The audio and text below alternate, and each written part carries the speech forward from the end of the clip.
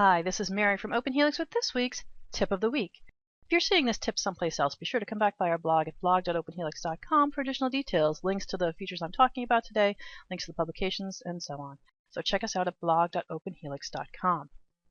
For today's tip, I'm going to be highlighting ScienceSeeker.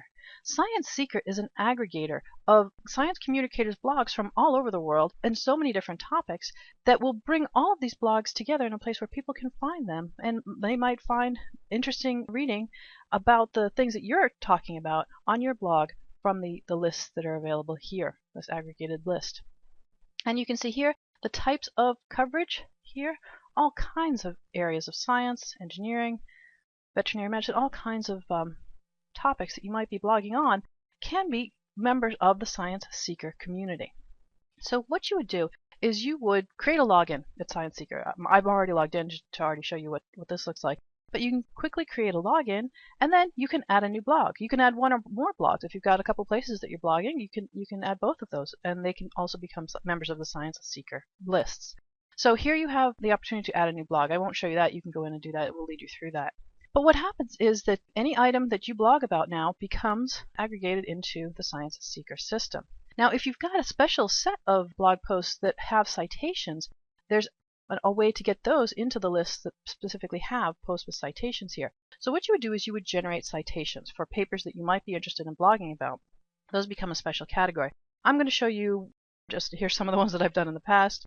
I'll click this one to show you. So you could start with a DOI here, and the DOIs are provided on the publications. You can go and you can copy those right from the publications now, or you could search with keywords or authors, and there's other ways to generate that as well. But here's just a quick sample I wanted to do. So I'll put into the DOI and I'll do a search, and it will generate the citation for me. And it looks like various matches to this. Well, let's say I wanted to select this match. Here we go. So here's a paper that I wanted to blog about. And I've selected this, and what happens now is I have the opportunity to fix some of the things that are provided in the citation. Now, every once in a while they're wrong. Sometimes they don't have the author's names right. They don't have them all. And so you can add those here if you need to make any fixes. And so there's different ways to edit that. You can also tag it. Depending on what field you're in, you might want to add some tags. But I'll just click Submit to show you quickly what happens. Then you get some code here, and you copy this code, and you paste it into your blog post. And that will be the signal for ScienceSeeker to pick this up and put it into the group of posts with citations. So that's all you have to do to create a citation and put that in your blog post.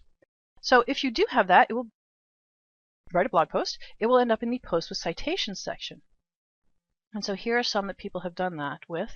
And you can see, so if you're interested in papers on these topics, you can find scientists who are communicating on that from their blogs. So that's a really nice thing. So one thing that you can do too is scan your recent posts for citations. So it automatically will look for your blog post periodically, but sometimes you might have just done one that you want to bring over. And look, I've just scanned our blog, the Open Helix blog, and found that there was one that we wanted to bring over. And here's another one too that was earlier as well. Here's another one. So we found several posts that belong in the post-cited peer-reviewed sources. And here, our video tip of the week now, Chromo Hub, becomes one of these items in the special set of peer-reviewed sources. So if I go back to post with citations, again, here we find our post now has been added to that list. So you can blog on these important topics in science that you want to communicate. You can attach a citation to that, and it will come through and be in this post with citations section. So there's other ways to work with ScienceSeeker, but those are the ones that I wanted to specifically highlight. But let me show you what happens now. If I click Video Tip of the Week, I go over and here, so people could find your blog based on the ScienceSeeker links that are here. Another feature that I wanted to highlight was you can add comments. People can add comments to your posts. They can rate them, and you can learn more about them. If you open this up, you can see more details about the post as well. And people can add notes to that. And there aren't any at this time, but you could recommend that, and then leave a note. I won't do that now because this is our post, but that's the kind of thing that you can do. So actually, let me undo that.